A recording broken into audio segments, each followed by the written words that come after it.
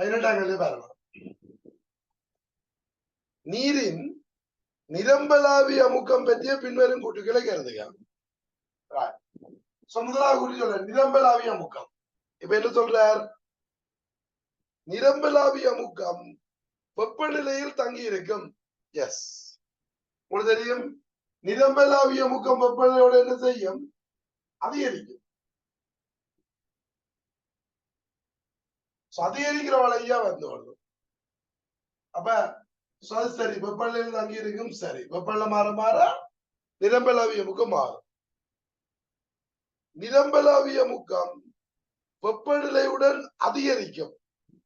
வெப்பநிலை கூடினால் நிரம்பலாவிய அமுக்கம் அதிகரிக்கும். சரி, சி கூற்று. நிரம்பலாவிய அமுக்கம் ஆவியின் கன அளவில் தங்கி இருக்கும். நீங்க கன அளவு மாத்தினாலும் நிரம்பலாவிய அமுக்கம், இது அமுக்கம், நிரம்பலாவிய அமுக்கம் கன அளவோட மாறாது. நீங்க என்னதான் கன அளவை குறைச்சாலும் நிரம்பலாவிய அமுக்கம் மாறாது. அவர் தங்கி இருக்கும் இடப்பில. அப்ப இதை விட ஏயும் பியும் மட்டும். மூன்றாவது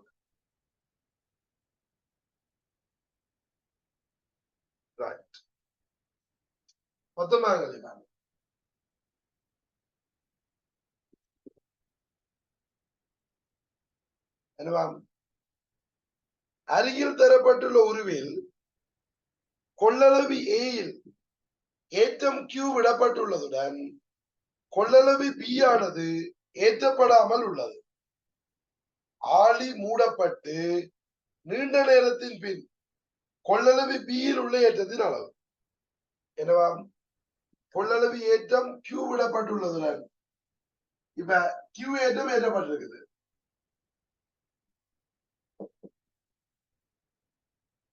கொள்ளளவில் அப்ப இது பிளஸ் கியூ மைனஸ் கியூ. இதுல ஒரு சுவிட்சை போட்டு இன்னொரு கொள்ளளவு ஏற்றப்படாமல் இருக்குது.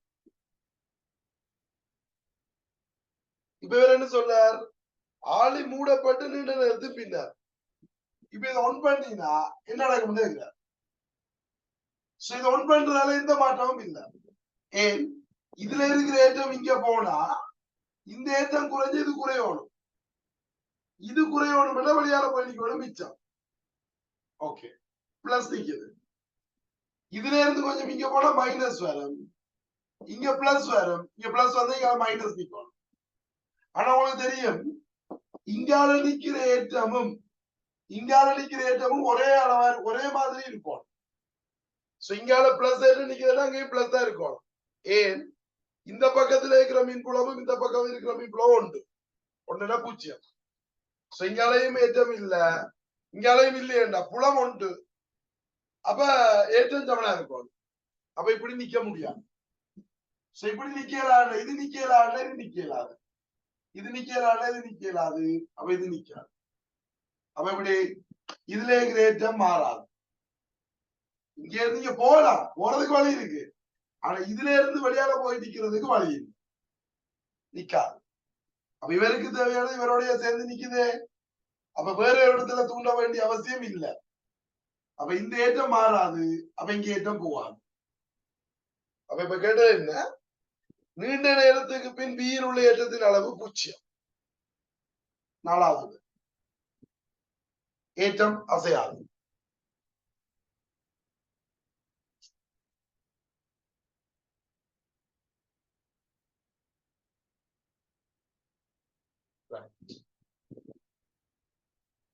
இருபதாம் கேள்வி பாருங்க. எனது லட்சிய வாயு ஒன்று சர்க்கரை செயல்முறை ஒன்றுக்கான அமுக்க கனளவு வரைவு தரப்பட்டுள்ளது. இச்சக்கரை செயல்முறையானது சமவெப்ப செயல்முறை சேர்லில்லா செயல்முறைகளை மட்டும் கொண்டிருக்கின்றது. சேர்லில்லா செயல்முறைகளை கொண்ட வரைவின் பகுதிகள். அப்ப இந்த சர்க்கரை செயல்முறையில சமவெப்ப செயல்முறையும் சேர்லில்லா செயல்முறையும் மட்டும்தான் இருக்காங்க. அமுக்கத்துக்கும் கரளவுக்கும் உரிய வரைவு உதுல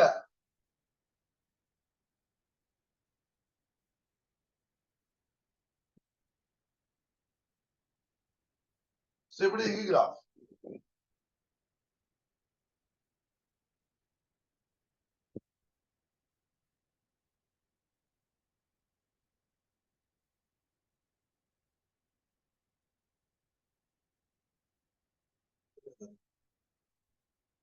ஏபி சி. இப்ப என்ன எது சேர்நிலை முறையில் தான் கேட்கிறார். உங்களுக்கு தெரியும் இதுல நாங்க படிக்க இப்படி பாத்துறாங்க y சமன் 1/x கிராஃப் வந்து சமபட்ச முறை,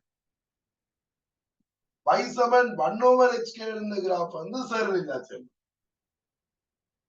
சோ 9th கன்செப்ட்ல படிப்பீங்கன்னா 1/x PV சமன் k சமபட்ச முறை. இது PV to the power gamma சமன் k. அப்ப gamma ஒன்றை விட பெருசு. அப்ப அது வர்க்க மாதிரி யோசிக்கிறோம். அப்ப இதன்படி நாங்கள் கிராஃப் இருந்தோம் என்றால் எதுக்கு 1/x க்கு 1/x க்கு கிராஃப் இருந்தோம் என்றால் எப்படி வரும் என்று பாருங்க. எப்படி இப்ப இது 1/x க்கு இருந்தீங்கன்னா எப்படி x சமன் 1 இல்ல y சமன் 1. x க்கு அரைய போட்டீங்கன்னா y க்கு 2. ஓகே இது ரெண்டு போதும். இது 1/x க்கு இருக்கீங்க. 1/x எடுக்கப்படி x க்கு அரைய போட்டா இது 4 ஆகுது. அப்ப 1/x எடுக்கக்கூடிய கிராஃப் இப்படி.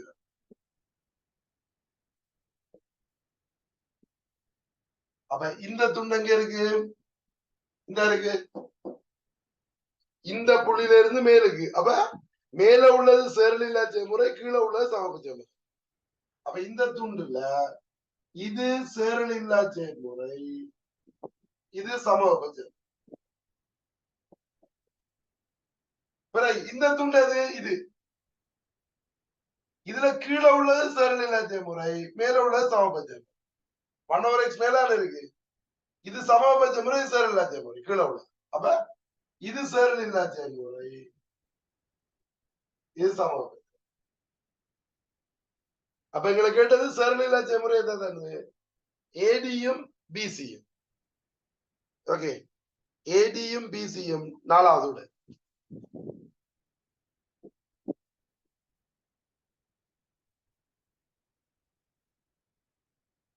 சரி,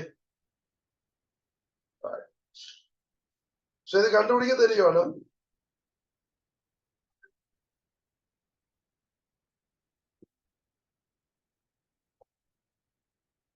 இருபது பாருங்க.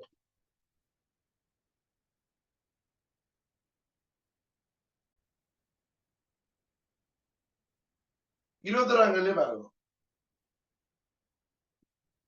என்னவா?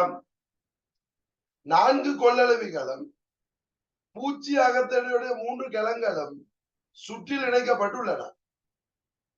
கொள்ளளவிகளில் சேமிக்கப்பட்டுள்ள மொத்த சக்தி. இப்ப இந்த கொள்ளளவிகள்ல சேமிக்கப்பட்டுள்ள மொத்த சக்தி என்ன? சர்க்கிட் இப்படி இருக்குது.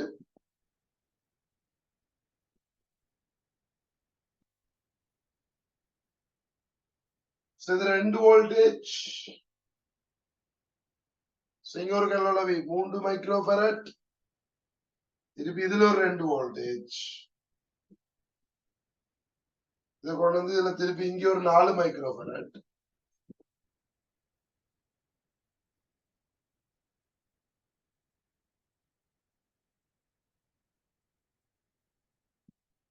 இதுல 2 பேர். இதுல ஒரு கொண்டு இது 2 மைக்ரோஃபாரட், இது 3 மைக்ரோ. இப்ப கேட்டது என்ன? கொள்ளளவியில சேமிக்கப்பட்ட மொத்த சக்தி என்னன்னு கேட்கிறேன். நான் இப்ப இங்க பாருங்க, இதுல அழுத்தம் V1 என்றா இதுல V2. சோ இந்த V1 மைனஸ் V2 வந்து 2 வோல்டேஜ். அப்ப இங்க இதுல V1 இதுல V1, இதுல V2. அப்ப இதுக்கு என்ன அழுத்த வேறுபாடு இருக்கும்? 2 வோல்டேஜ் இருக்கும். அப்ப இதுல சக்தி சேமிக்கப்படும். ரைட், இதுல சேமிக்கப்பட்ட சக்தி E1 காணலாம் தானே? 2 half CV². half C வந்து 2, மைக்ரோவேவ்ல வச்சுக்க வி ஸ்கொயர் 4. அப்ப இது 4 மைக்ரோ ஜூல்.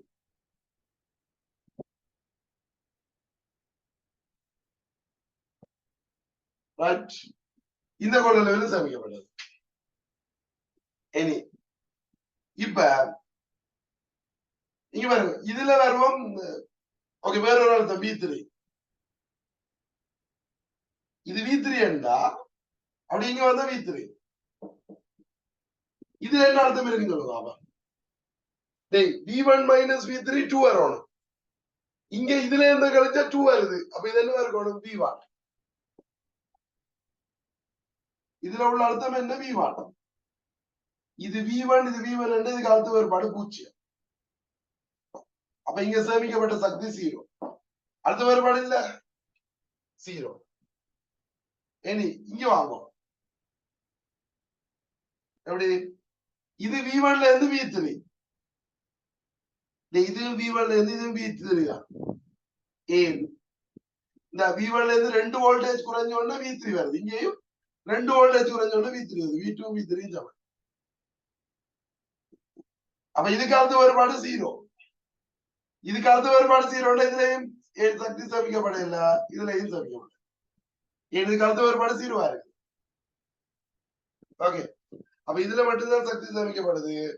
அப்ப இங்க சேமிக்கப்பட்ட சக்தி 4 மைக்ரோ ஜூல். முதலாவது விளங்குது. அர்த்த வேறுபாடு போட்டதோட இங்க V1ல இருந்து 2 குறைஞ்சோட V3. இங்க V1ல இருந்து 2 குறைஞ்சோட V2. அப்ப இது ரெண்டும் சமம். அப்ப அர்த்த வேறுபாடு 0 எதுக்கு? அப்ப அதுக்கு ஏற்றம் இருக்காது. அதே மாதிரி இதுல V3. அப்ப இங்க V1 V3ல இருந்து 2 கூட்டினா V1. இந்த V3ல இருந்து 2 கூட்டினா இதுவும் V1 இருக்கணும். இங்க V1, இங்க V1. அர்த்த வேறுபாடு 0. அப்ப அங்க சக்தி இல்லை. அப்ப இந்த கொள்ளளவில மட்டும் சக்தி சேமிக்கப்படுது 4 micro joule.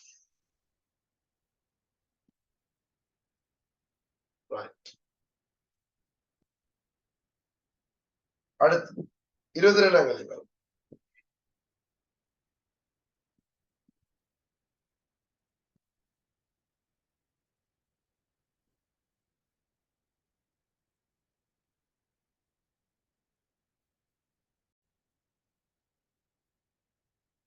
Right.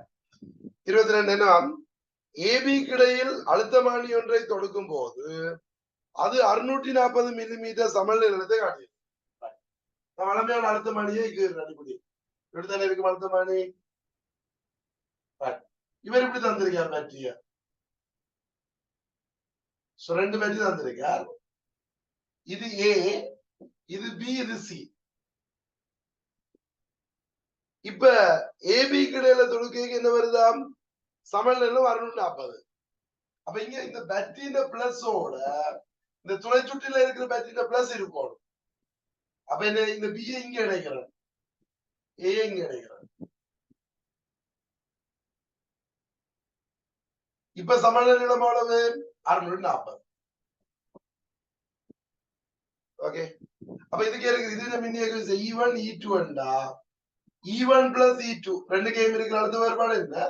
E1 plus E2 இதுக்கு இருக்கிற அழுத்தம் எனது 640 K. LK தானே. இது இந்த 1 சென்டிமீட்டருக்கு இருக்கிற அழுத்தம் K என்றா 640 K. E1 plus E2 இருக்கிறது. பிறகு என்ன சொல்றார்? ஏக்கும் சிக்கும் இடையில தொடுக்கைக்கு 80 ஆமா. ஏக்கும் சிக்கும் இடையில E1. அப்ப E1 சமன் 80 K. அப்ப என்ன கேட்கிறார்? பிசி இடையில் இணைக்கும் போது சமநிலை. அப்ப E2 எவ்வளவு வேணும்? அப்படி இந்த E1க்கு 80 K போட்டா 80 K சக E2 சமன் 640 K. அப்ப E2க்கு எத்தனை K வரும்? இதை கொஞ்சம் கழிச்சுடுங்க. 560 K. அப்ப E2க்குரிய சமநிலை நிலம் எவ்வளவு? 560 மில்லிமீட்டர். இரண்டாவது. ஓகே, சோ நான் இப்படி தொடுத்தினால் பேட்டரியில பிளஸோட பேட்டரியில பிளஸ் இருக்கணும். இல்லது நீங்க என்ன வேணும்? இந்த பேட்டரியை மாத்தி தொடுத்து போட்டு சமநிலை வந்து காணும். ஒன்று இதை மாத்தி இணைக்கணும், மேல இதை மாத்தி கீறி போட்டு செய்யணும். ஓகே, அப்ப இது இரண்டாவது விட.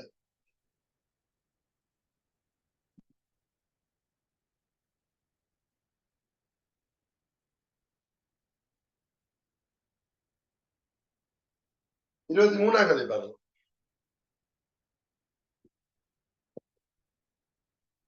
ஏன்னா புவியின் திணிவு சந்திரனின் திணிவின் 81 மடங்காகும். இது பூமி, இது சந்திரன். இதுல திணிவு என்பது 81 எம்மாமா. ஓகே. இப்ப விண்கலம் ஒன்று புவியின் மேற்பரப்பில் இருந்து சந்திரனின் மேற்பரப்புக்கு அசைக்கப்படும் போது விண்கலத்தில் தாக்கும் விளைவுள் விசை நேரத்துடன் தூரத்துடன் மாறுபடும் வரைவை திறம்பட வாய்க்குறிப்பது. இங்க இருந்து போயிடும். உங்களுக்கு தெரியும், இப்ப இந்த சந்திரயான் 3 போயக்குள்ளே உங்களுக்கு தெரியும் இந்தியா சந்திரயான் 3 எப்படி அனுப்பினது. இப்ப பூமி, இந்த பூமியை சுத்தி இப்படி நீள்வட்ட பாதையில சுத்தி வரைக்குள்ள ஒரு பாயிண்ட்ல என்ன இருந்தது, இந்த சந்திரனுக்கும் பூமிக்கும் இடையில ஈர்ப்பு பூச்சியமா இருக்கிற பாயிண்ட் இருந்தது. அப்ப இந்த சந்திரயான் 3 இந்த இடத்தை தாண்டேக்கு என்ன செய்தது, இந்த இடத்தை தாண்டேக்க டக்குனு இது சந்திரனுக்கு திரும்பிட்டது. அதுக்கு பிறகு சந்திரனை சுத்தி சுத்தி என்ன செய்தது, சந்திரன்ல போய் இறங்கினது. அப்ப இங்க ஒரு சூன்ய புள்ளி இருக்கும். அப்ப இங்க இந்த விண்கலம் இயங்க முதல்ல பூமியை நோக்கி இருக்கும் விளைவு விசை. இந்த ஒரு பாயிண்ட தாண்டினோன்னு என்ன நடக்கும், சந்திரனை நோக்கி இருக்கும். ஆனா இந்த புள்ளி எங்க இருக்கும், சந்திரனுக்கு கிட்ட இருக்கும். ஏன் சந்திரனை திணிவு குறைவே. அப்ப சந்திரனுக்கு கிட்டதான் அந்த சூனிய புள்ளி இருக்கு. அப்ப இங்க இருந்து கூட தூரத்துக்கு பூமியை நோக்கி விசை இருக்கும், பிறகு மாறும். அப்ப விசையின் திசை மாறும். சோ பூமியில இருந்து போக குறைஞ்சு கொண்டு போய் பிறகு சந்திரனை நோக்கி என்ன செய்யும், மாறி கூடிக்கொண்டு போகும். அப்ப எது வரும்,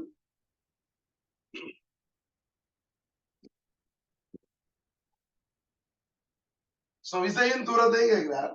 இதுல ஒரு லைன் வந்திருக்காருல்ல, இதைத்தான் நீங்க பூச்சியம் பண்ண எடுக்கணும். அப்ப இங்க இருந்து இந்த விசை பிளஸ் எடுத்தீங்க, பூமியை நோக்கின பிளஸ் எடுத்தீங்கன்னா பிளஸ்ல இருந்து குறைஞ்சு குறைஞ்சு கொண்டு போய் பூச்சியமாகி அதுக்கப்புறம் என்ன செய்யும், எதிர் திசையில சந்திரன் கூட்டிக்கொண்டு போகும். ஓகே. ஆனா இப்ப ஒண்டா மூண்டா அதான் இப்ப பிரச்சனை. ஒண்டா மூண்டான்றத வச்சுக்கொண்டு டிசைட் பண்ணானு வேன் ஒன்று இப்படிதான் வரப்போகுது. 0 ஒரு இடத்துல 0 வரும், அங்கால பிளஸ்ல இருந்தா இது மைனஸ், இது மைனஸ்ல இது பிளஸ். இப்ப எதுன்னு கண்டுபிடிக்கிறதுக்கு இப்ப இந்த கிராபத்தை வச்சு பார்க்கணும். அப்படின்னு இங்க இது இப்படி இருக்குது. சோ இந்த கிராம நான் இப்படி யோசிக்கலாம், இது இங்க வந்து இதுல சடனா குறைகிற மாதிரி, இது கன தூரத்துக்கு வந்து இது லக்கனுக்கு இதானது. சோ இங்க இந்த இந்த ரெண்டு லைன்ல இருந்திருக்காருல்ல, இதுக்குள்ள கிராஃப் இருக்கு. அப்ப இதுல இருந்துக்கு கூட தூரம் வருது பூஜ்ஜியம் ஆகிறதுக்கு, அங்கால டக்கண்டு குறைஞ்சிருது. ஆனா மற்ற கிராஃப்ல எப்படி இல்லை, இப்படி இருக்குது. அடுத்த கிராஃப்ல எப்படி இருக்குது, இது இங்க டக்கண்டு வந்து இங்க கூட தூரம் வருது. அந்த வளைவு பார்த்தா ரெண்டும் கிட்டத்தட்ட சமன் மாதிரி இருக்கு. ஆனா இப்படி எடுக்கலாம், இது இந்த துண்டன், இது இந்த துண்டன். அப்ப இந்த மூன்றாவது வராது. அப்ப இது வரும் முதலாவது. எதை வச்சு கொடுக்குறேன், இந்த தூரத்தை வச்சு கொடுக்குறேன். ஏன் இதுக்கு தூரத்துல வரும், இது இல்ல 81 மடங்கு எல்லாம். அப்ப சூனிய புள்ளி எங்க வரும், இந்த பூஜ்ஜியம் வர புள்ளி சந்திரனே கிட்ட வரும், சின்னத்து நிவுக்கு கிட்ட வரும். அவதபடி முதலாவது விட.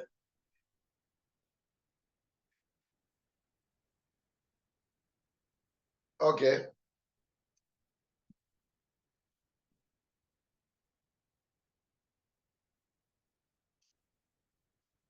ரைட். 24ஆம் கேள்வி பாருங்க. ஏன்னா பனிக்கட்டி குட்டி ஒன்று உருகுகின்றது, அதன் மீதான அமுக்கத்தை அதிகரிக்கும் போது உருகு நிலை பனிக்கட்டி குட்டியானது உருகுகின்றது.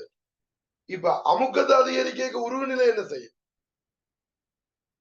உங்களுக்கு ஞாபகம் இருக்கும், இது கொதிநிலைக்கு எதிர்மாறு. அமுக்கம் கூடைக்கு கொதிநிலை என்ன செய்யும் சொல்லுங்க பாப்போம். இதுக்கு அமுக்கத்தை கூட்டினீங்கன்னா கொதிநிலை கூடும். அமுக்கம் கூடைக்கு கொதிநிலை கூடும். அப்ப உருகு நிலை என்ன செய்யும்? குறையும். நான் இப்படிதான் ஞாபகம். தண்ணி கொதிக்கணும். பிரஷர் குக்கர்ல என்ன தாக்கம்? பிரஷர் குக்கர்ல அமுக்கம் கூட கொதிநிலை கூடுது. அப்ப உருகு நிலை அதுக்கு எதிர்மாறானது. அப்ப உருகு நிலை குறையும். அப்ப இது முதலாவது.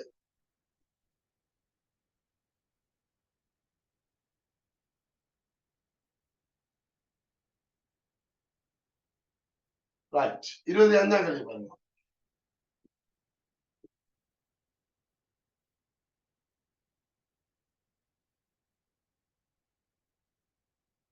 என்னவா? ஒரு பூரண கரும்பொருள் T1 வெப்பநிலையில் உள்ளது. அது T2 வெப்பநிலையுடைய சுவர்களுடைய அடைப்பினுள் வைக்கப்பட்டுள்ளது. இப்ப ஒரு பொருள் T1 வெப்பநிலையில் இருக்குது. இது T2 வெப்பநிலையுடைய அடைப்பினுள் வைக்கப்பட்டிருக்கு. பொருளின் ஆரம்ப வெப்பநிலை வீழ்ச்சி வீதம் நேர்வீத சமனா இருப்பது. உங்களுக்கு தெரியும். விளைவுல வெப்ப இழப்பு வீதம் என்ன? வெப்ப இழப்பு வீதம் Q/T என்ன? சிக்மா பூர்ணாரம் பொருள் அல்லோ. Sigma T1 to the power 4 minus T2 to the power 4. Q என்ன போடுவீங்க? ms theta. Sigma T1 to the power 4 minus T2 to the power 4. அப்ப இந்த theta by T எதுக்கு நேர சமனா கேக்குறார்? ms sigma மாறலி. அப்ப theta by T எதுக்கு நேர சமன்? T1 to the power 4 minus T2 to the power 4. நீங்க இதை படிச்சிருப்பீங்க. கரும்பொருள் இது இல்ல, கதிர்ப்பு இல்ல. T1 வெப்பநிலையை தூள T2 வெப்பநிலையை வச்சா விளையுள் வெப்ப இழப்பு வீதம் sigma T1 to the power 4 minus T2 to the power 4. T1 பெருசா இருந்தா இழக்கப்படும், சின்னதா இருந்தா உறிஞ்சப்படும். அப்ப வெப்ப இழப்பு வீதம். அப்ப இது விட 4வது விட